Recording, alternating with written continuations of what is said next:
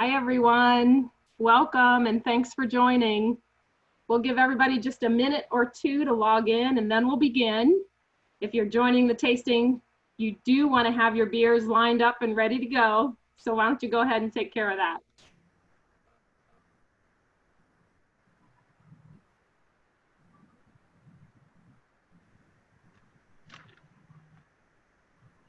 So we still have people joining, so we'll just hang out for a couple minutes here.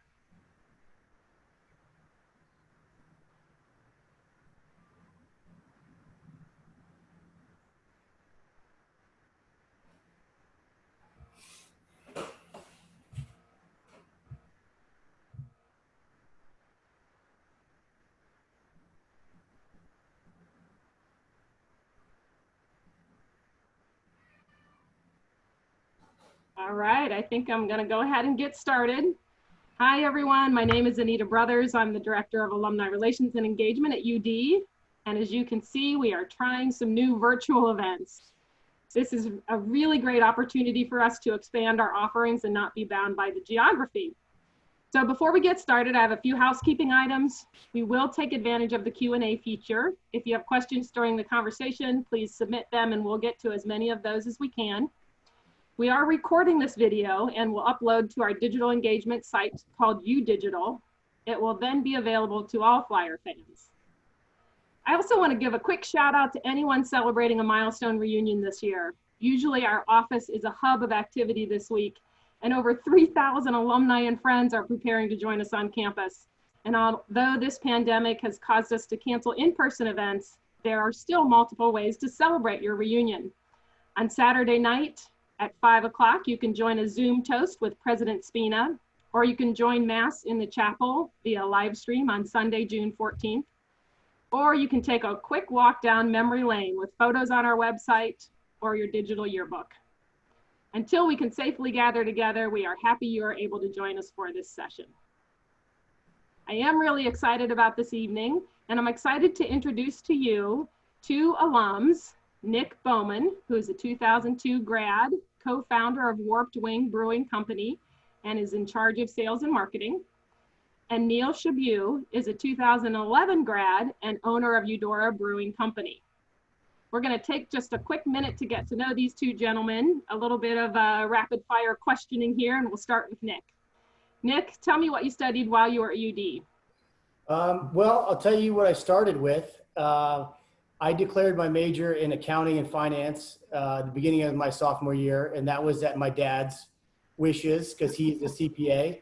I figured out quickly that that was not the path for me. Nothing against accountants. I just, it didn't feel right for me. So I switched over to marketing and then a minor in entrepreneurship. At that time, the entrepreneurship program, you had to declare at the beginning of your sophomore year. And so I was bummed that I missed out on that, but I was still able to minor in it.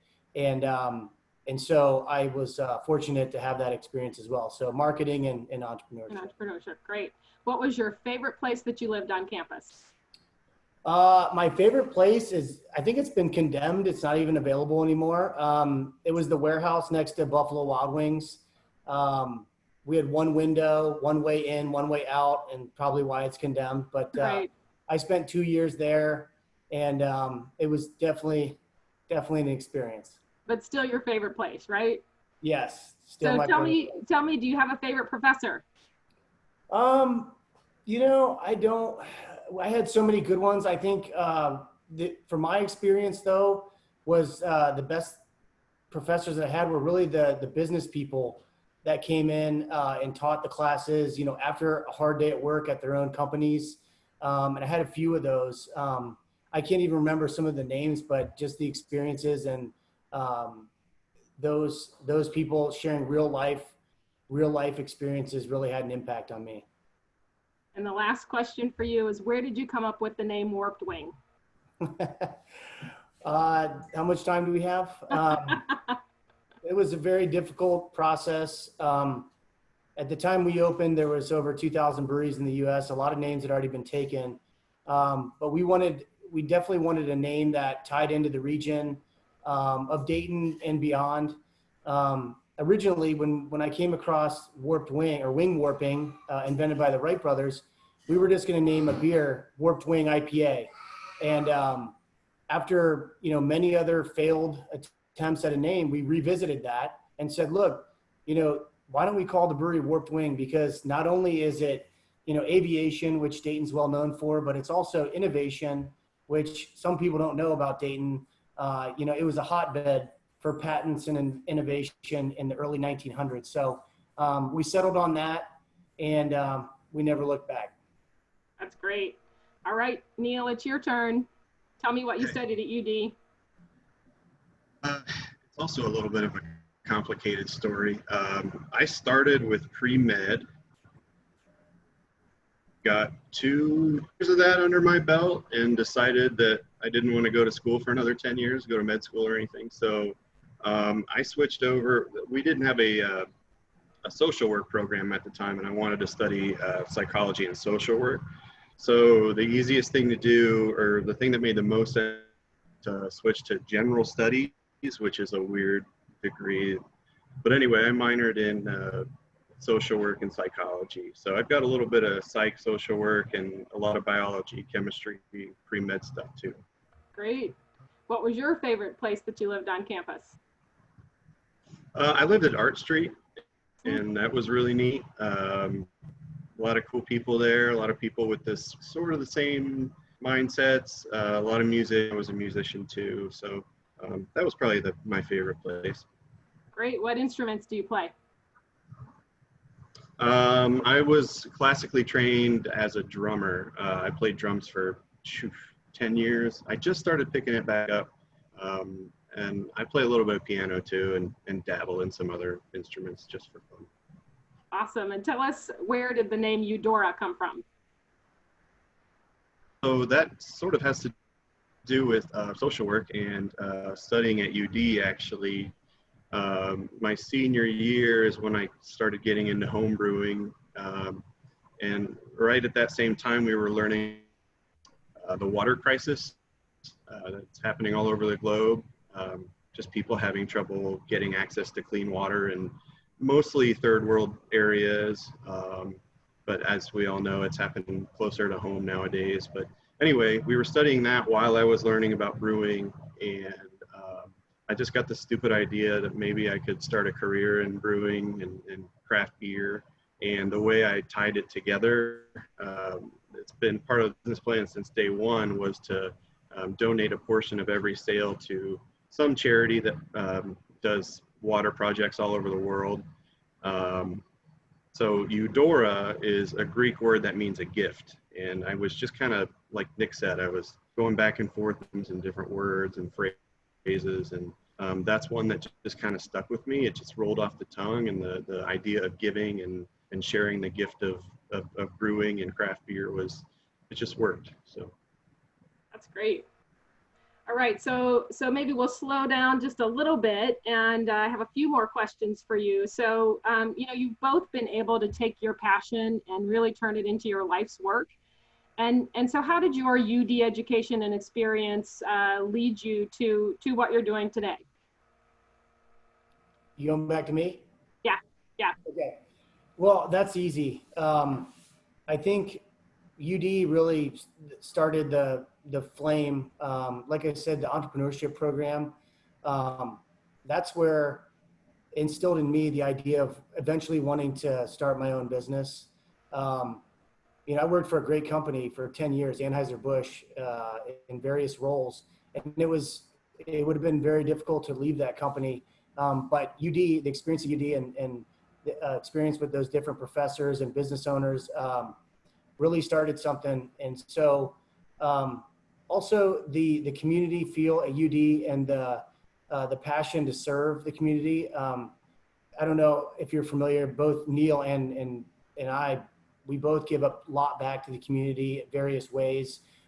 That's just kind of at the heart of craft beer, taking care of those that take care of us and leaving this place a better place. And that was a big thing that happened at UD. I took notice of that. And I've taken notice of it even more nowadays that I'm removed from UD. When I go back and I speak to the students, I'm just blown away at how they've grown that that passion to serve and to create and innovate and start businesses. It's there, and it's even more so than when I was there. And I think that's where it started, the passion for me, at least. Right, that's great. That motto of learn, lead, serve continues, right? Yep. Okay, Neil, how about you? How did UD prepare you for your life's work here? I could go on and on. I think the real thing that got me interested in brewing and craft beer was not only enjoying craft beer on campus, of course, over the age of 21, but learning the science behind it, learning how things worked, and sort of combining that science with art and with creativity. Launched me into brewing, and I just got hooked on it. I still love developing recipes, and although I'm not doing a whole lot of the brewing these days, I have to run the company, unfortunately. I still enjoy coming up with new recipes and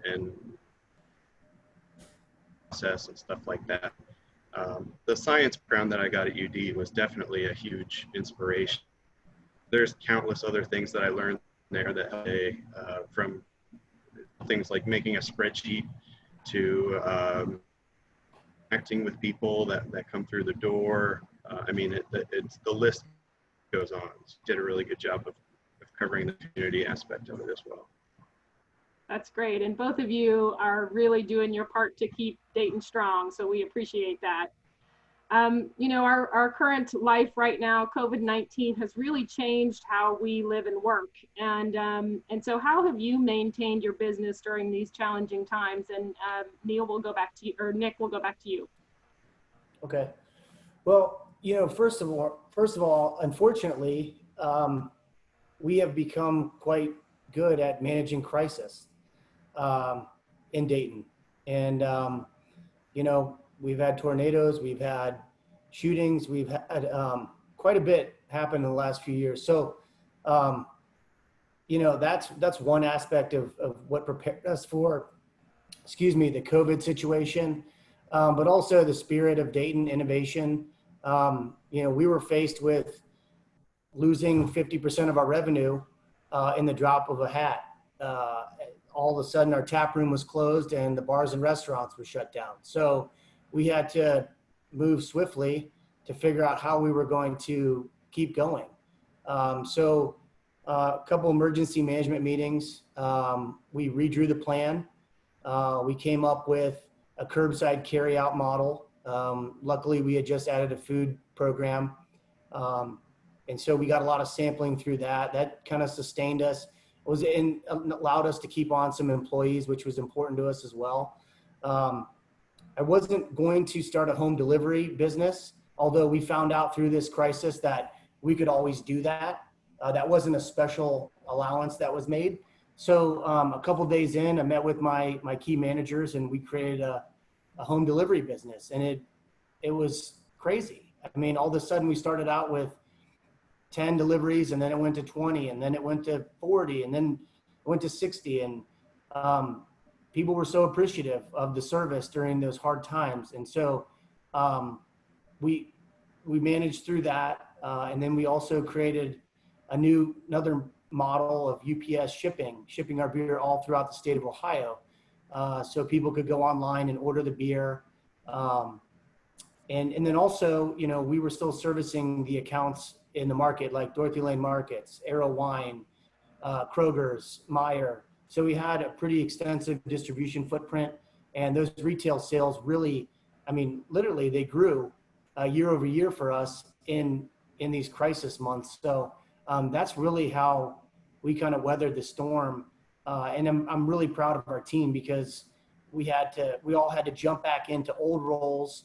You know, I was back into operations. I'm sure Neil did the same. John was back in production, my partner and brewmaster. So we all had to put on multiple hats and work through it.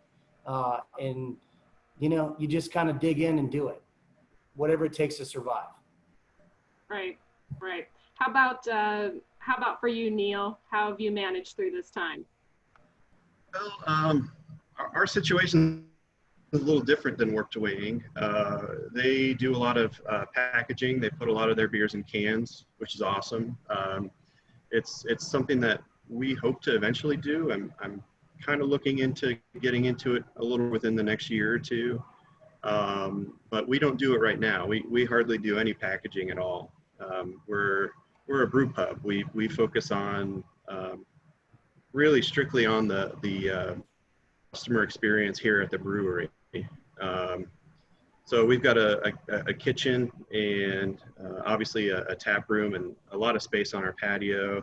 And that's what we've been running on since we opened this new space back in early 2019. So when the shutdown happened, unfortunately, we didn't have the option of selling packaged beer. I'll get to a little more detail about that. We basically just had to shut down, and it was really hard. It was really hard. Luckily, we had some cash reserves to pay some bills. We were also lucky to have, our landlord, he's deferring rent payments, so we don't have to make those rent payments until I don't even know when. We're kind of still in that period. A few other creditors and that sort of thing, they kind of forgave us because they knew we were in a really rough spot.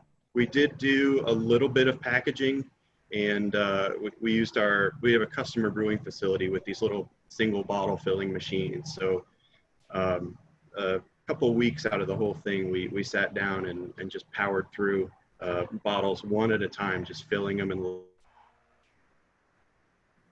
right outside the tap room doors. And that was really hard because when you're bottling one at a time, I mean, it just takes forever to bottle.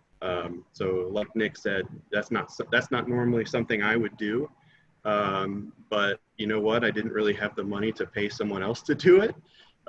So luckily I had some volunteers, family members, friends that stepped up and were able to help us bottle some beer and get it out the door. And that certainly helped with, financially and paying bills and that sort of thing.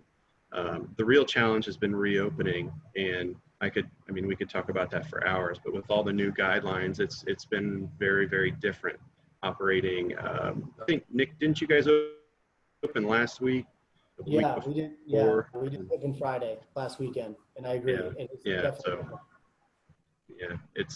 It's a new ball game, and like Nick said, you just kind of have to adapt. I think the key is adaptability and having a staff that isn't going to whine at you, say, we got to make these changes, even though we don't want to make them, but we have to make them.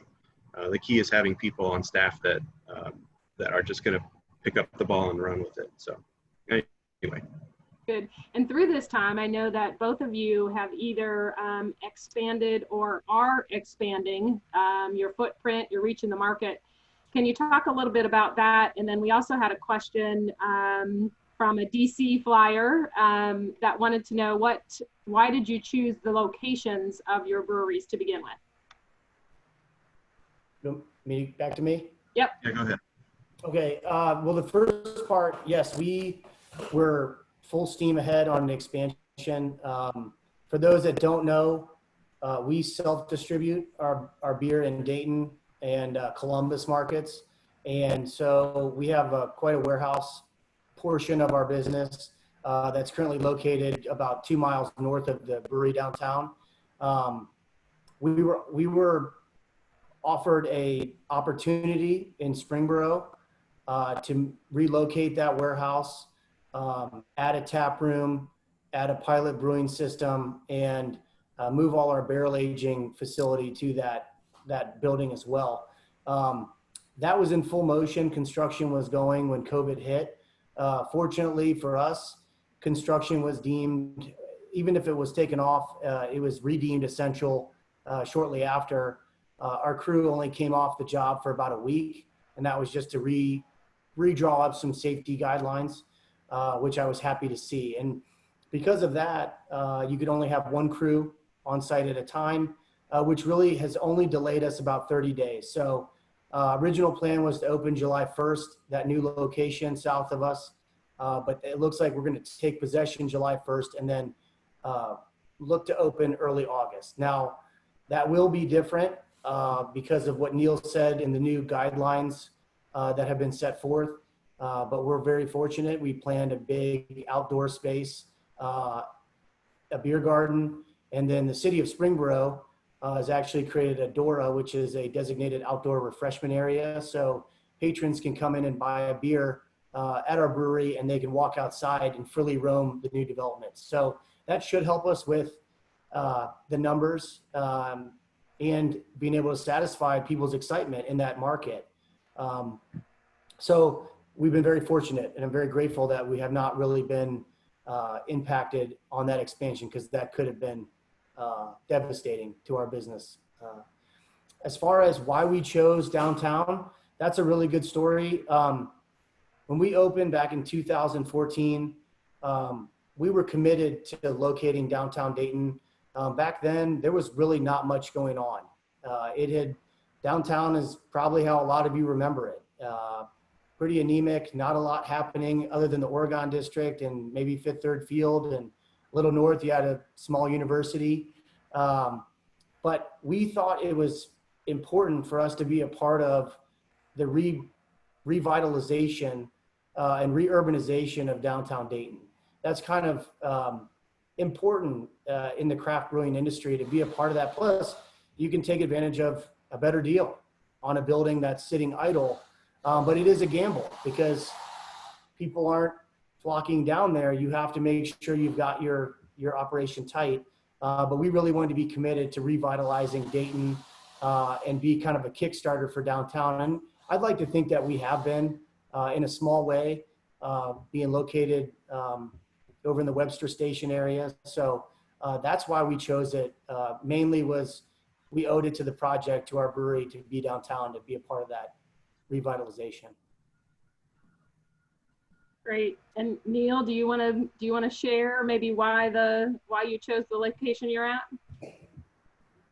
Well, we're at a different location now, but we opened in November of 2013 at a much smaller location on the same road, actually, about 2.5 miles, I guess it'd be south on Wilmington Pike. We opened in this tiny little. There was an end cap on a small shopping center, and we just moved to this big new location last year, January 2019. The Dayton area, it's a no-brainer for me. I obviously went to school here. People here, a lot of nice people, a lot of really interesting people. Obviously my family's here, and I love my family. I really wanted to stay. When we first opened, I looked at several different communities around the Dayton area. I settled on Kettering because honestly, I love Kettering. I think it's a great place. And like Nick said, there were some buildings that had been sitting empty along Wilmington Pike for quite a while. And it was a good opportunity to kind of jump in and put something fresh where, old, outdated buildings were. So the building we're in now used to be a Pep Boys. It closed, I don't know, 10, 15 years ago, maybe 20 years ago. I don't even, but it's been sitting empty. About the brewing industry is they're not afraid to take something old and, take an eyesore and make it look pretty again and turn it into something really cool. So that's what Wing did downtown, and lots of other breweries are doing it too, and I think it's great. So That is great. I've been to both places, and I enjoy both of them. The Dayton region has a significant amount of breweries, and you two seem to get along. Well, of course you are UD grads, but is there competition between all of you?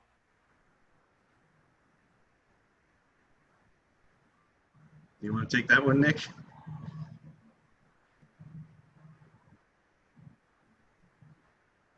Hey, Nick, I think you're on mute. Sorry, can you hear me now? We got you. Yeah. The brewing community is very interesting because, yes, we are loosely competitive, but we're more collaborative than we are competitive. And the reason for that is several fold, but I think one of the main reasons is that, craft beer is still such a small part of the beer industry, the beer segment.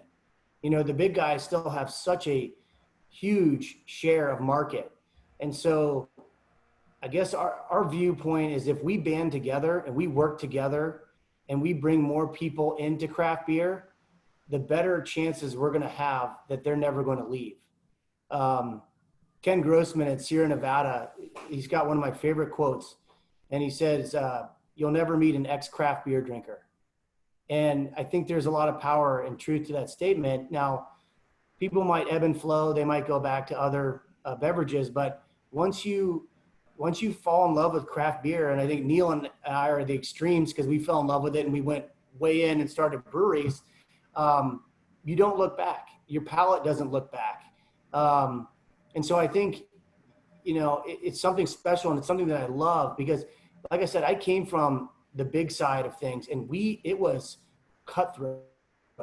You weren't doing collaborations with the Miller guys or the Coors guys. That was not happening. You would almost fight in the streets. It was that kind of mentality. But with craft brewing, we're doing collaborations together. We have an alliance, the Dayton Brewers Alliance. I mean, we can get more done together than we can, if we're divided. So that's one of the best things, I think, my favorite things about the craft brewing industry. Neil, anything to add to that? Oh, no, I think he summed it up perfectly. Great. We all, I mean, for the most part, we get along, but whether that's going to change, I can tell you that right now, but. That's fun. Well, now that I, appreciate your insight and I've made everybody wait almost 30 minutes here, let's get to the reason why we're here together. Neil and Nick, I'll let you take it away. They're going to talk about the type of beer, explain the ABV, the IBU. There's a question about where are the hops grown and what varieties do you brew with, and maybe even talk about the name of the beer as well. So I'll let you two take it away.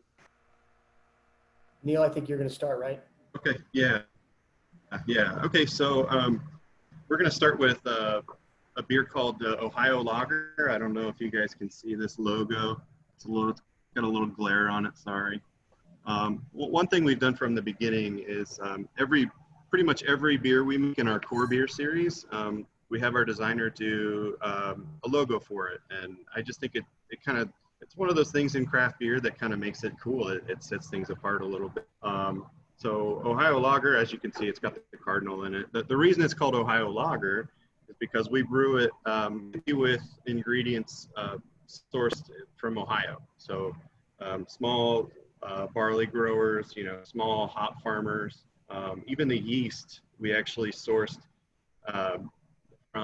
we actually harvested it from a bottle of beer from a different brewery in Ohio. So I don't think technically you can harvest wild lager yeast in Ohio, but we did as best we could and got lager yeast from a different Ohio brewery. So this beer, let me get my glass here. I'm not sure how many of you have it in front of you, but if you do, this beer, it's kind of a golden amber lager, kind of middle of the road. It's kind of like, I think it's around 30 IBUs, 6.5% alcohol. So it's meant to be a well-balanced beer. I know that's kind of we really wanted to balance the hops and the malt really well. So some kind of citrusy, almost piney character from the hops, but it's also supported by some caramel malt and a couple different types of base malt behind it. So it should finish nice and clean. That's what lagers do. They're nice and crisp and clean. They use a yeast strain that produces cleaner, fewer flavors in the final. Trying to think, did I nail all those talking points? I think you got it. Cool. Well, cheers. Cheers. I think we're going to move on to Flyer Red, and don't forget, if you have questions, to just go ahead and put them in the Q&A, and we'll get to those. Okay. So this is Flyer Red. If I've got a little bit of a glare, can you guys see that? This is what we dub an American lager. The name, the story behind the name, this brand is part of kind of our vintage lager series. You'll notice that our branding is a little bit cleaner, more simple, kind of 1950s era. All our lagers are in similar designs as this. The Flyer name is a nod to the all the innovation that surrounds flight, not just the Wright brothers, but the amount of astronauts that we have from Ohio, the innovation. Maurice Krug, who went to University of Dayton, invented space food.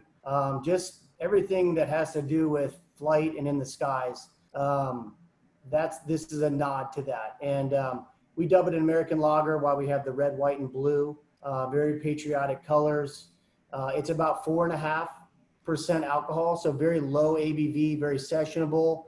About 20 IBU, International Bittering Units, if you're not familiar. So not a lot of hop character. So let me go ahead and pour this, and I'll show you what the appearance looks like.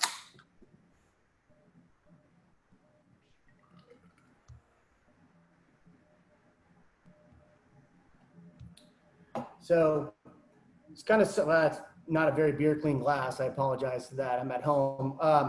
But it's a copper with some red highlights. So like Neil, very similar to the Ohio lager, very almost amber in color, and very low hop character. So just enough hop to balance the beer against the malt bill. And any hop character that you do experience comes from noble hops, which are German source hops. But like I said, the star of the show is the light malt bill and the crisp, clean finish. It's slightly bready, a little bit nutty, and then just a little bit of caramel character as well. But it's a very easy drinker. We have another lager that's a little bit lighter, more crisp. This is for those that like a little bit more out of their lager, a little bit more flavor. Like I said, the caramel, the nut, that kind of flavor, but it's not overwhelming. So, and we use a German lager yeast on that. And this beer takes about 4 weeks from start to finish. So let me just taste it to make sure that it's okay. Cheers. Cheers. Yeah, we're good. All right, Neil, it's back to you. Okay. So the next beer we have, it's kind of got a weird name, but so do I. My last name's Chabut. It's French. That's kind of where the inspiration for this beer came from, is my family and my French background, heritage, if you will. Cheval Magique, it means magic horse. If you can see the logo, it's got a really cool horse on it. The name comes from there's like an old French legend about a horse. It's like some kind of ghost horse that lives in a wooded area of France, right on the edge of Belgium. And I read the story and I thought, oh, that'd be a cool way to theme a beer. So that's how we came up with Bomb Magique. The beer itself, it's a Belgian golden strong ale. So if you've had a Belgian beer before, you've probably noticed that it tastes kind of weird compared to a lot of American beers. This one in particular, it's a golden strong ale, so obviously it's golden in color. The interesting thing about most Belgian beers, if not all Belgian beers, is that they have interesting yeast character. So when you smell this beer, when you drink this beer, you'll get notes of spices like clove, maybe a little bit of a fruity character, banana, maybe a little bit of pear, maybe a little bit of raisin. That all comes from the yeast, believe it or not. Flavors and aromas are produced during fermentation. Is the yeast fermentation. It produces things called esters and phenols. And Belgian beer strains don't clean up those flavors as well as say an American or a lager yeast come from. As far as malts and hops, this uses trying to remember the name of the hop. It's a weird one. I can never remember it. I think it's called Celia. It's a traditional Belgian German style hop. You get notes of, like I said, spice, and it works well with the yeast. And it's a pretty strong beer. It comes in at 8.5%. So we serve this in a 12-ounce glass. And IBU wise, we're around 20. Kind of low on the, it leans more toward the malt, and like I said, it really features the yeast. So yeah, that's Cheval. I wish I had one. Neil, we should have teamed up and got each other's beers. Yeah, we should have done that. Oh, well. We have a question from Greg. Is there really less demand for lagers, or do we simply see fewer lagers because of the length of time it takes to brew compared to ales? You want me to take a stab at that? So he said, are there less lagers? I think you're starting to see more lagers from craft brewers. And I think the reason for that is not everybody is able to make the jump from, maybe what they have been drinking, maybe domestic light beer, to craft beer. Even in a wheat beer or a golden ale, it might still be too much for them. So I know for us, one of the motivations was we like to drink lager beer because you can drink a few more in a session, generally lower alcohol, but also it's a bridge beer for those, so that, let's say, Anita, you're all into the craft beer scene and you drink IPAs and stouts and all that, but you have a friend that just can't come off of a certain beer. Now you could go to Eudora, you could go to Warped Wing, and there's a beer that those folks can enjoy. And I think that's one of the most important things, along with, we're seeing people enjoy lower alcohol, sessionability, without getting, schnockered. So I think we make a lot of lagers. We have a whole line dedicated to lager beer. And yes, it does take a lot longer, anywhere from 4 to 6 to even longer weeks to produce. It's more expensive, ties up tanks, but it's worth it. For us, and my partner trained in Germany, so he has an affinity for lagers, so it's a strength of his. So it's another reason that we capitalize on that. Great. You want me to move on to my next? Yep, let's move on to the Hydro Haze. All right, Hydro Haze. It's kind of a cool story, but it's also kind of sad because we launched this beer on like March 12th, and then something happened to the country like shortly after that. So Hydro never really got a chance to see the world, but we're thankful for curbside carryout and home delivery, so we were able to get some of this beer out into the world. A lot of you may be familiar with the East Coast trend. The New England IPAs have kind of taken over the IPA segment, taken it by storm the last few years. This is made in that style. This is a pale ale though. So we're talking lower alcohol, 5.5%, 0 IBU. So no bittering hops were used in this beer. So I think that's one of the main things that attracts a lot of people to this style, is that, people get afraid of the big bitterness, the mouth puckering bitterness of West Coast IPAs. And so I think this is why this trend and this style of beer really focuses on the aroma of the hop and the flavor profile. And the way that it's brewed with the yeast, it makes it more juicy, a better mouthfeel experience. But this beer, you're going to get a lot of fruity notes. Like I said, juicy, a lot of citrus, tropical fruit, pineapple. So for people that like that, this is an easy drinker that has a lot of those tropical fruit notes. It's also got a creamy body to it. because we use wheat and oats in the beer. So I think that lends itself to a good experience as well. So Hydro Haze, this is a little bit crazier of a brand design. Hydro is a short term for water. We chose that name for several fold.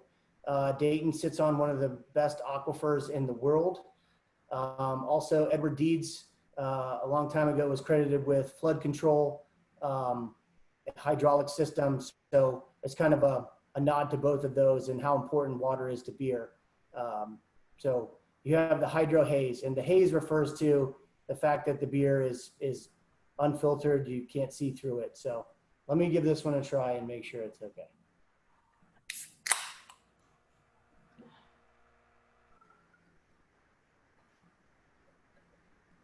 You always got to smell. You always taste with your nose first. So you're getting a lot of those tropical notes right off the nose, fruity.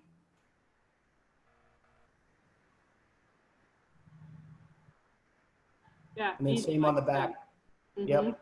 You don't get that puckering bitterness because we don't add any hops in the brew kettle. All the hops are added in the whirlpool and then dry hopping.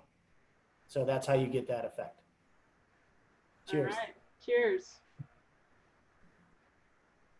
All right, Neil, we can move along to Mother Fogle, and we have a question that I'll ask at this point in time. But do you think, as I'm looking at this one and the color of this one, which you'll get to, the question is, do you think that influences customer preferences? Absolutely. Every sense that people use to drink beer, the way they perceive it. So that can be good or bad. I could discuss this at length, but one perfect example is a stout called Thunderball, and we've been selling that beer since day one, and it's been a huge hit for us.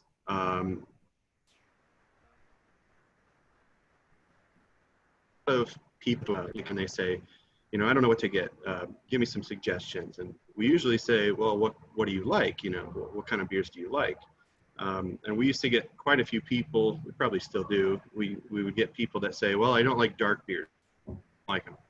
And I said, okay. We would say, okay, so what is it about dark beers that you don't like? And a lot of times they would say things like, oh, they're too harsh, they're too strong, they taste like coffee, this and that. And one thing that we're really proud of with our oatmeal stout Thunderball is that a lot of the negative things that we hear about dark beers, people don't really say about Thunderball, which is interesting. It's a bit has those roasted coffee, dark chocolate notes, but it's also got that people seem to really enjoy. So we've had people that would, they swear they would never drink a dark beer, but next thing you know, Thunderball is one of their favorites because it's they just like the way it tastes, and it's so yeah, absolutely. Visually, even the name of a beer can turn people away. It's crazy. So anyway, I guess I'll bridge to our next beer then.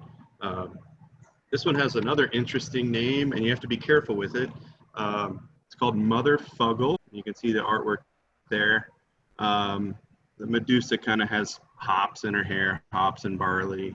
And this is our brewery above our fireplace. It's probably one of the most prominent ones we have. We have a bunch of murals and graphics in our brewery that people really like. But anyway, Mother Fogle, and that's with 2 G's, is a brown ale. We call it a hybrid brown ale because it's kind of a blend of 2 different styles, 2 different beer styles.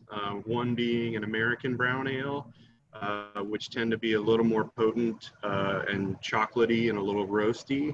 And then the other style would be an English brown ale. They tend to be a little more mild.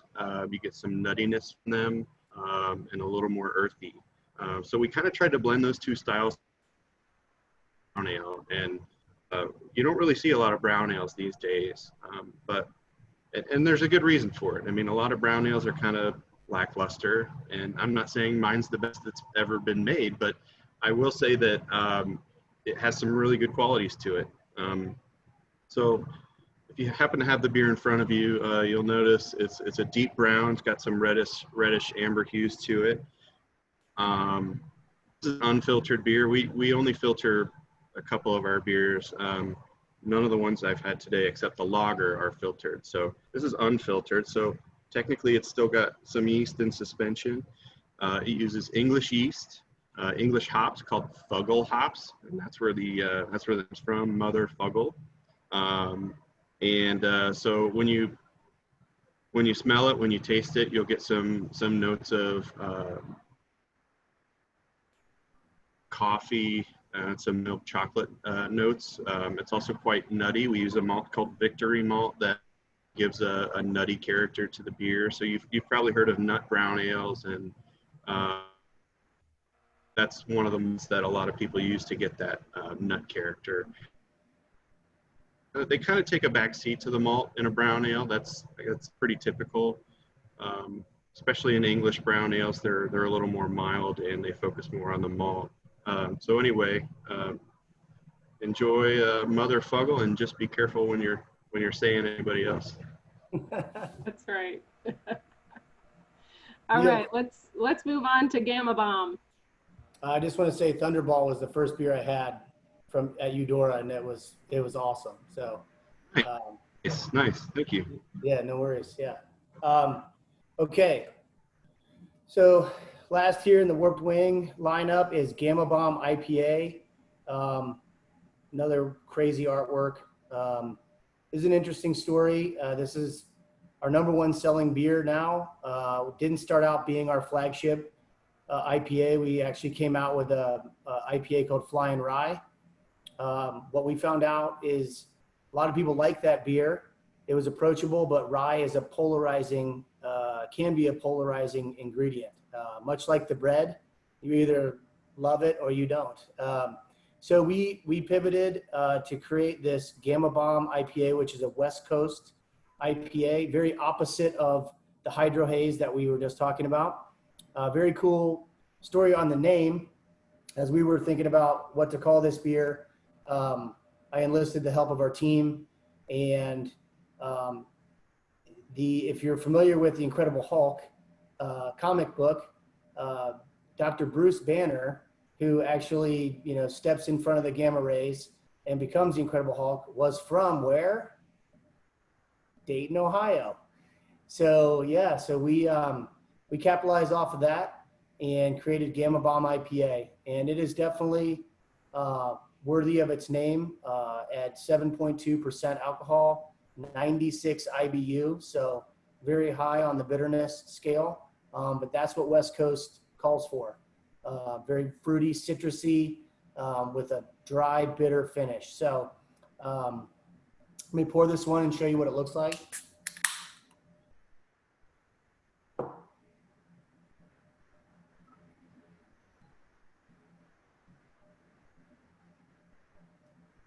So kind of a golden yellow in appearance. You're going to get some of that hop on the nose, citrus, orange, very orangey, some earthy flavors as well.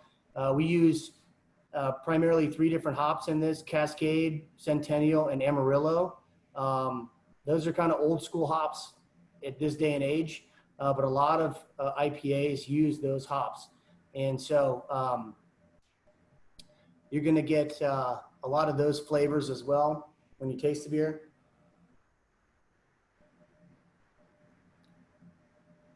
You're going to get a little bitter, slightly piney, which is that earthy flavor, and a very light malt bill. This is really all about the hops, the hop notes, and the kind of the dry, bitter finish. So that's Gamma Bomb IPA. Nick, we have a question from Mike that says, seems like everyone experiments with IPAs. what beer profile style are you most passionate about to play and innovate in? Well, personally, I find myself in the IPA circuit. I can't quite get out of that. You know, Hydro Haze and Gamma Bomb, I go back and forth as kind of my two. And I think it's a palate thing, right? I kind of need that big flavor punch of hops and citrus. So that's where I'm at. We do a lot of IPAs nowadays, just because that's the number one style in the category. It still is, and it has been for the last decade, probably. So, you know, we do a lot with that, but we also do a lot in the lager space.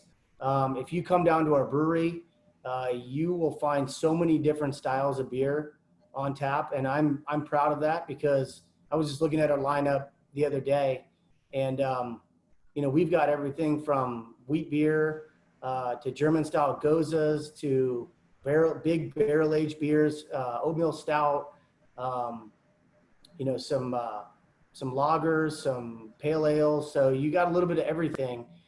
We are starting to experiment a lot more with fruited beers. Our Ermels, which is our Belgian cream ale, has become a great variant beer. So we do a raspberry Ermels, we do a creamsicle, we do, what else do we have? A blueberry, and that beer lends itself really well. And fruited beers are very popular as well. And then also the German style Goza, which is an interesting style. You get tart, not necessarily sour, but you get some sea salt, and it's really a German wheat beer.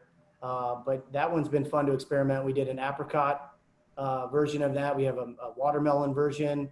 We have a mango version coming out. So playing around with the fruited styles and the wheat and the German style Goza is something that we're having a lot of fun with and a lot of success with. Great. There's another question from Joe that says, at what point in time do either of you expect to be able to ship or distribute to neighboring states like Illinois? And what's preventing you from doing that now? Neil, I'll tell you right now, we're I mean, a regular thing. Like I said before, our primary focus here is on-premise consumption and the customer experience here at the brewery.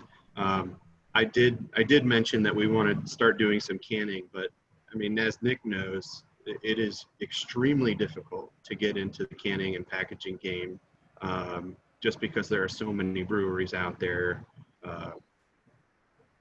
You know, I doubt that Eudora ever, will probably never distribute outside of, I don't want to say never, but there's a decent outside of the Dayton, Cincinnati, Columbus area. It's just really, really hard. There's other things that you have to worry about when you cross state lines.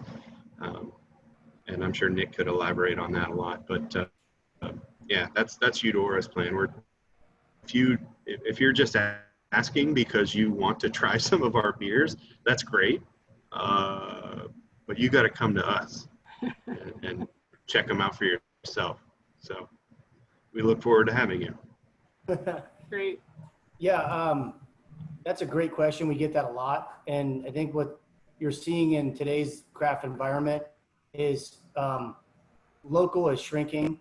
And every market has breweries opening up at a great clip. So what happens when that happens is that, just like we're grateful that people support our Dayton breweries, people are supporting the breweries in their own communities. And I think that's why you're seeing a lot of the big guys that have expanded nationally kind of shrink back their distribution footprint, because over time they've become less relevant.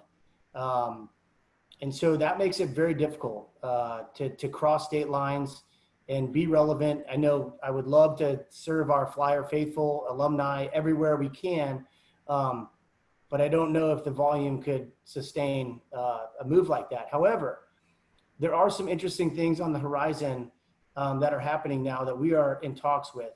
there's new groups opening up that are handling distribution for breweries like us, where you can send distributors in a market, let's say Illinois, because that was the example given, Chicago, where you could sign up with a distributor. These guys would handle everything for you. You could drop some beers. If you wanted to sell your core beers, that's fine.